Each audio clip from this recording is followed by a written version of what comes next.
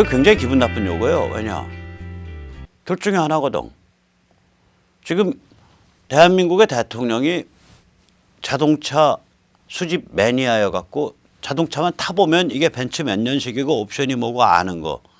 그런 사람이라고 생각하고 있거나 그래서 요구한 거거나 혹은 그 대한민국에서 사준 거 아니야 라고 생각해서 요구한 거거나 둘 중에 하나예요. 이 점에 대해서 문재인 정부는 해명해야 됩니다. 만약에 전자라면 야, 나 문재인과 우리 식구들 경호원 식구들이 무슨 다 자동차 매니어야? 자동차만 보면은 연식 알고 뭐 저거 아는 줄 알아? 너 왜 그런 이상한 질문을 우리한테 하냐? 라고 반박을 하셔야 돼요. 만약에 안 하면 국민은 아 그거 지금 문재인 정부가 청와대가 사준 거구나. 그래가지고 전번에 평창 왔다 갔다 하면서 배에다가 뭐 잔뜩 씻더니 그게 그거였나 보네. 그거 통 크네. 나도 한 대 좀 사주지. 이렇게 생각하게 된다고요. 그 다음에 이제 청와대한테 말한 건 아닐 텐데 아무튼 유엔이 한국 정부에 대고 개성 연락사무소에 기름 간 거 그거 너 신고하고 보낸 거냐? 그거 위반 아니야? 제재 위반? 이런 견제구도 또 방금 들어왔잖아요. 이게 뭐냐면 경제 딱 목줄 졸라맨 거를 안 풀어준다는 얘기예요. 앞으로 더 줘야겠다는 얘기인데 이제 세컨더리 보이콧까지. 지금 시내에서는 일반 여수신에 큰 충격을 안 주는 범위에서 한국의 국내 은행 중에 하나 손보는 거 아니냐. 모 지방은행 혹은 모 국책은행. 그런 흉흉한 소문이 돌고 있어요. 지금 시내는. 뭐 저는 그건 모르겠어요. 아무튼 그런 소문 제가 들은 거를 얘기하는 거지. 그게 뭐 그렇다라고 제가 지금 단정하는 거 아닙니다. 아무튼 이 세컨더리 보이콧 왕창 조이고 있고요. 이제 그 2017년에 하면서 노예 노동을 금지했잖아요. 그러니까 북한 노동자들의 해외 취업을 금지해가지고 북한 노동자 숫자가 계속 줄어왔는데 그때 그 방법이 뭐냐면 비자 연장 거부예요. 그 취업한 국가에서 취업시킨 국가에서. 그래서 이게 이제 한 사이클 다 돌았기 때문에 올해 이게 이제 지금부터 막 다 완전 전면 차단돼 가고 있다고요. 이게 북한 외화벌이의 아주 핵심 그거였거든요. 마약 미국에서 계속 미국 DEA에서요. 마약 쪽 전 세계에 계속 그 정보 공급해줘요. 우리도 제가 풍문에 듣기에 이 그 미국 DEA가 여기에 많이 나와 있다고 들었다고요. 왜냐하면 북한산 마약이 중국을 통해서 한국으로 들어오니까 그 정보를 가진 미국 DEA가 한국 쪽 마약 단속하는 수사기관에 계속 그 정보를 주려고 미국 DEA 마약 단속국 요원들이 한국에 많이 나와 있다는 얘기를 제가 들은 적이 있거든요. 그 다음에 짝퉁 담배. 이거 짝퉁 담배 많이 팔리는 데가 동남아란 말이에요. 거기 계속해서 푸시해가지고 짝퉁 담배 계속 차단해 왔잖아요. 위조 지폐는 당연히 차단하고 있고 슈퍼 K 노트. 그건 아예 $100짜리를 바꿔버렸잖아요, 미국이. 요새 $100짜리 다르게 생겼죠, 옛날하고. 그 슈퍼 K가 이제 안 통하죠. 이런 일을 하고 있다고 미국이. 이 미국이 슈퍼 K 북한의 위조 지폐가 슈퍼 K라고 부르는데 슈퍼 K 때문에 $100짜리 디자인을 바꿨다. 이게 정설이에요. 자. 그래서 이렇게 되니까 이제 그 경제 제재가 이게 이제 말하자면 숨통을 많이 조르는 상태죠. 이거 뭐 많이 빠져나간다 그러는데 물론 뭐 중국이랑 북한 사이에 그 국경 무역, 밀무역도 많고 뭐 계속 있다고 하지만 이런 식으로 돈줄을 조르면 통치 자금이 주로 들어가요. 통치 자금이. 여기는 위에서 하사하는 통치자금에 의해서 윤활유가 처지는 사회거든요. 이 통치자금 중에 제일 극적인 게 하나가 뭐냐면 상입니다. 상. 생일상. 예를 들어서 돈 조금이랑 그다음에 이제 위안 하나 달러 같은 거 조금 하고 그다음에 뭐 돼지고기 뭐 해서 생일이라고 이 한 상을 차려서 김정은이가 밑에 사람한테 내려주는 거야. 아, 당신 생일이야. 오늘 내가 내려준 이상 잘 받아서 먹어. 굉장히 영광스러운 그런 걸로 치부되는 이상한 사회입니다. 그러니까 이런 방식으로 해서 이 윤활유에 의해서 39호실의 통치자금이 만들어내는 윤활유에 의해서 돌아가는 사회인데 이게 이제 좁혀지니까 요번에 김정은이가 거의 울었다는 거 아니에요. 하노이에서. 아, 난 시간 없는데 트럼프가 우리 시간 많은데 천천히 그럼 더 얘기해 이러니까 자기는 시간 없다고. 그 트럼프 박차고 나가서 그냥 바로 비행기 타고 가버렸잖아요. 거기다가 이제 에너지, 첨단 기기, 컴퓨터, 센서 이런 것들의 수입을 통제를 해버리니까 이제 이게 이제 돌아가다가 안 돌아갈라 그러다가 멈추고 돌아갈라 그러다가 멈추고 이게 현상이 아주 지독한 거죠. 그래서 그 얼마 전에 있었던 이제 백화원 초대소 무슨 그 소장 그 사람 집 털어가지고 뭐 300만 달러인가 나왔다 그러고 그 공개 처형하고 이런 게 뭐냐면 옛날 같으면 그냥 넘어가는 일인데 통치자금이 부족하니까 바로 지근거리에 있는 달러를 가지고 있을 법한 최상류층을 때려잡아가지고 달러를 갈취하는 거라고 이게. 달러랑 위안화를. 그러니까 제살 깎아먹게 하고 있는 거예요. 그 다음에 이제 트럼프의 5차원 전략의 네 번째가 이제 군사포위죠. 이거 최대 압박의 물론 일부죠. 이게 볼턴이 엊그저께 무시무시한 얘기했죠. 우리 너희를 인치 간격으로 every inch 보고 있다라 그러는데 보통 볼턴 같은 사람이 이런 말 할 때 그냥 비유적 표현은 저는 아니었다고 봐요. 그 진짜 인치인지 아닌지 모르겠지만 인치는 2.5cm 정도 되죠. 제가 2.5cm로 만약에 사방 2.5cm, 2.5cm, 2.5cm의 사방 2.5cm짜리 옷 이제 그 타일을 만약에 생각을 해보면 이 타일을 가지고 북한 지역을 전역을 깔았다. 그럼 몇 개 타일이 필요하겠냐? 제가 오늘 심심해서 계산을 해보니까 160조 개의 타일이 필요합니다. 그러면 이 타일 1번 타일부터 160조 번 타일까지의 고유번호를 부여하고 거기에 시간축 속에서 어떤 물체가 등장했다 없어졌다 옮겨갔다 이거를 추적을 해서 우주사진 항공사진으로 그게 어디서 어디까지 움직였고 그게 뭐라고 추정되고 이거 해석 알고리즘 왜 못 짜겠어요? 당연히 짤 수 있죠.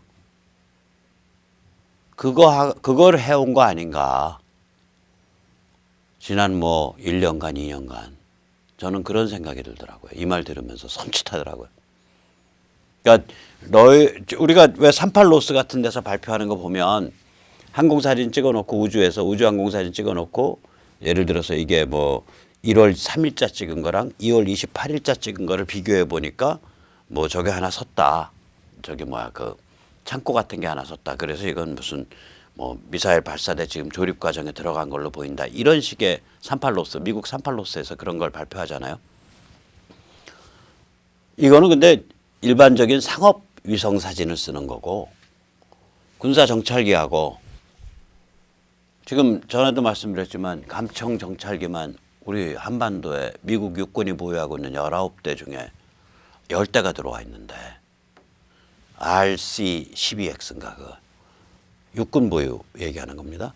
근데 그런 정찰기하고 군사 위성하고 합쳐가지고 진짜로 쓰게 되면 이거는 24시간을 그걸 뭐 수조 개의 타일 조각으로 북한 지역을 전부 나눈 다음에 그 움직임을 컴퓨터로 자동 처리하는 알고리즘에서 의심적인 케이스들을 쫙 뽑아내고 그걸 다시 한번 사람이 고르고 또 뽑아내고 그래서 어떤 결론에 이르는 이런 프로세스가 작동해 왔을 거라고 생각을 해요. 어제부터 작동한 게 아니라 1년 이상 전부터. 그러니까 미국에서 하는 얘기가 지난 1년 반 동안 핵 미사일 ICBM 안 깠잖아. 급할 거 없어. 이런 얘기를 트럼프도 해왔고 그 다음에 볼턴도 하고 폼페오도 하고 이게 무시무시한 얘기인 게 우리 너희 움직이는 거 다 안다 이거지. 그러니까 이제 움직이면 골로 가니까 움직이지 마. 움직이지 않아? 오케이. 그러면 우리가 천천히 목 졸라 죽일 테니까 그러면 목 졸라 죽어가시는 과정을 즐기시든지 그 얘기죠. 살벌한 판이에요. 이거 진짜로. 이게 이제 트럼프의 네 번째 전략이죠. 그러니까 다시 한번 할게요. 트럼프의 첫 번째 전략. 중국을 패는 과정에 있어서 경제를 무기화했다. 트럼프의 두 번째 전략. 중국 제압과 북한 접수를 한 패키지로 만들었다. 어차피 북한은 중국의 꼬붕이고 원하는 중국이니까, 그리고 북의 핵과 미사일은 중국산이니까, 중국의 기술과 부품에서 만들어졌으니까 중국을 확실히 제압을 해놓으면 북한은 지가 어디로 도망갈 거냐 이거지. 그 다음에 세 번째가 경제제재 국조공조 시스템을 만들어냈다. 아주 잘 돌아가는. 그래서 이 다른 건 모르겠지만 최소한 통치 자금에 있어서는 확실하게 숨통을 졸랐다. 네 번째가 군사포위, 즉 최대 압박의 일부죠. 이게 군사포위를 완벽하게 해놨다. 네 개죠. 그래서 조금이라도 꼼지락거리면 바로 팔 수 있는 상태가 가 있다.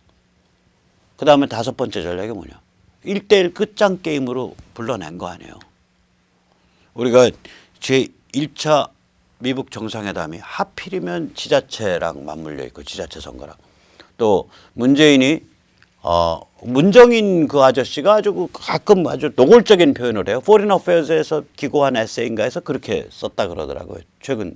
문정인이, 연세대 교수 문정인, 문재인의 특본가 뭔가 하는 사람. 뭐 그렇게 썼다 그래요. 그러니까 경제가 어려워지기 때문에 문재인이 평화 이 운전자론을 가지고 정치적 그 이득을 보려고 해왔다. 거기까지는 100% 맞는 얘기예요.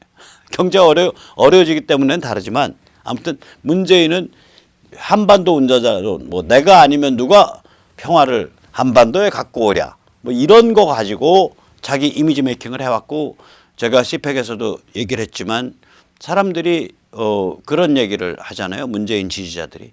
문재인 때문에 나라는 망했다. 경제 망했는데 저 사람 때문에 우리가 전쟁은 피하고 있다.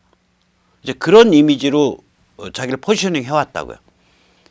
그러니까 그러한 문재인의 포지셔닝을 이용을 해서 오히려 문재인이 정의용 뭐 서훈이 뭐 이런 사람들이 미국 달려가 갖고 작년 초에 정은이가 지금 김정은 국방위원장이 지금 미국이랑 대화하기 원합니다. 저희도 이번 대화에서 뭐가 좀 일어날 것 같습니다. 대화하시죠. 이렇게 해서 얼레벌레 분위기를 잡으니까 트럼프가 떨컹급패를 받아버린 거 아니에요. 왜 받았냐? 대화하지. 1대1 끝장 게임이야. 대화 나오는 순간. 너 미국의 많은 그 상원 의원, 정치인들 이런 사람 얘기하잖아요. 트럼프와 같은 미국 대통령을 물먹이면 작살나는 거야. 너 미국 대통령이랑 놀을 때는 장난하면 안 돼. 그거 장난 아니야. 이런 얘기들을 많이 해요. 그 VOA 코리아 가면 잔뜩 쌓여 있어요. 그런 얘기. 1대1 끝장 게임이거든요. 이거 한번 대화 테이블에 딱 나오면 불러낸 거예요. 너 그래 문재인 보고 너 그거 패 팔아서 그래 지방자치 선거 그래 압승을 하던 뭐 KO승을 하던 네 맘대로 먹어. 지금 대한민국 정치판이 너한테 유리하게 돌아가냐 불리하게 돌아가냐 그건 내 아젠다 바깥이거든. 지금은 나는 지금 이 베이징하고 평양 작살내야 되거든. 이거 요리해야 되니까 그건 네가 알아서 하고 너 그래 잘했다 뭐 너 잘 끌고 왔구나. 오케이. 그럼 1대1 끝장 게임을 시작하지.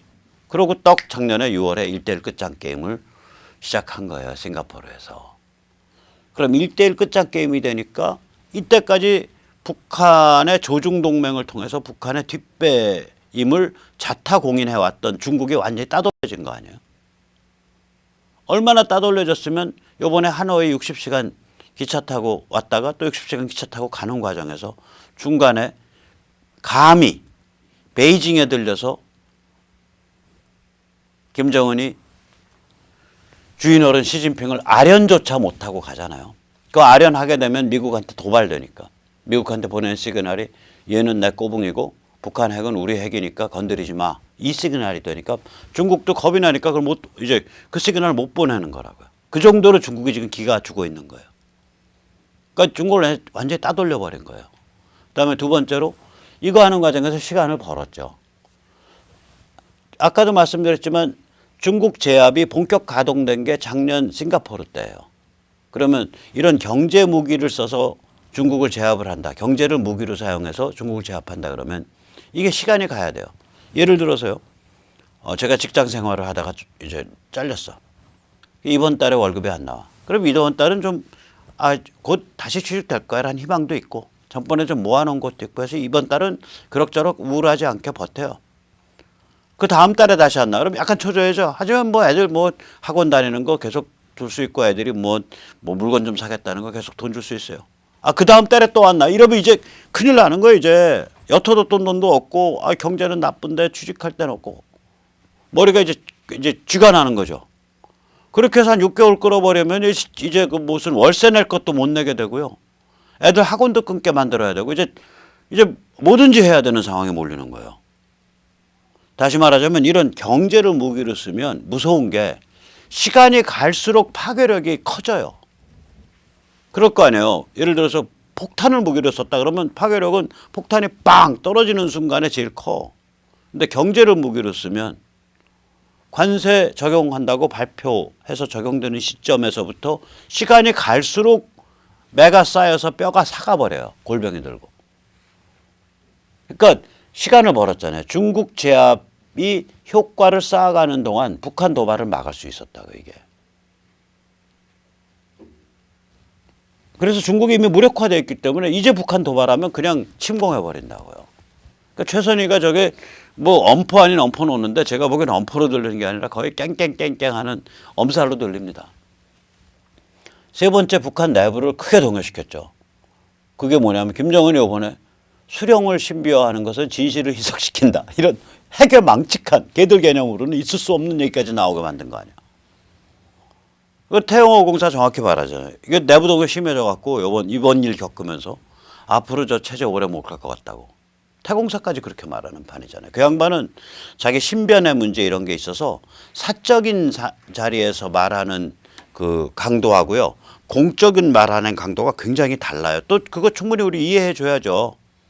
문재인 정부 아래서 문재인 정부의 국정원과 경찰에 의해 갖고 신변이 보호받는 사람인데 공적인 영역에서 어느 정도 말 많이 못하죠.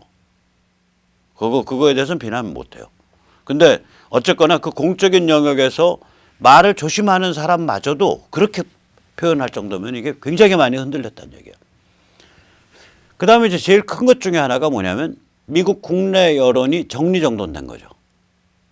뭐냐면 제가 그 가끔 얘기하잖아요. 트럼프가 이게 짝퉁 비둘기거든. 가짜 비둘기 흉내를 내고 나 대화 좋아해. 김정은은 그 명예를 아는 사람이야. He's an honorable man. 명예스러운 사람, 명예를 안다. honorable man. 괜찮은 인격이 훌륭하다.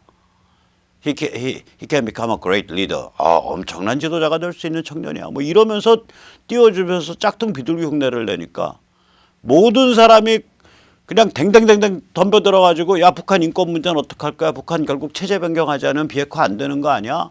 그다음에 우리 특별법정 만들어서 저 반인류 범죄를 저질러온 학살과 고문을 저질러온 저 북한 지배 집단 미국이 주도하는 국제특별법정에서 저거 처벌해야 되는 거 아니야? 뭐 이런 소리가 엄청 튀어나왔다고요. 그러니까 상대방을 다 매파로 만들어 버린 거예요. 그래놓고 이제 마지막에 가서 자기 매파로 가면 되죠. 하와이 때 매파 딱 한 거 아니야. 안면 몰수하고 나 이제 비둘기 게임 끝. 지금부터 매 그거죠. 그러니까 제가 보면 이 트럼프의 5차원 전략이 굉장히 잘 엮여 있는 전략이에요, 이게. 그러니까 다시 한번 짚어볼게요. 우선 첫째, 이때까지 역대 어떤 미국 대통령도 그런 발상을 안 했는데 이 경제를 중국 제압의 무기로 삼았다. 둘째, 중국 제압과 북한 해방을 한 패키지로 엮었다. 셋째, 어마무시한 경제제재 국제공조체제를 만들어냈다. 넷째, 어마무시한 군사 압박체제를 만들어냈다. 다섯째, 김정은이를 미북 정상회담이라는 혹은 미북 다이렉트 딜이라는 1대1 끝장게임으로 끌어냈다. 이 5개가 트럼프의 전략입니다. 이 5개 차원에 걸친 전략이 축이 맞고 있는 거예요, 지금.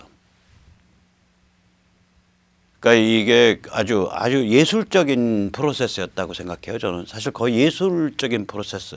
그러니까 클라우제비츠가 그러니까 근대의 군사사상가 중에 최고로 꼽히죠. 19세기에 책을 쓴 사람인데 나폴레옹 전쟁을 겪고 나서 프러시아 장교였는데 그 사람이 쓴 책이 폼 크릭의 전쟁론, 영어로 On War, 전쟁에 대하여라는 책인데 거기에 보면 한 챕터 중에 전쟁이 과학이냐 예술이냐라는 챕터가 있어요. 그러니까 전쟁을 임하는 장수, 지도자 입장에서 과학적 사고방식만 가지고는 합리적 사고방식만 가지고는 2%가 부족하다.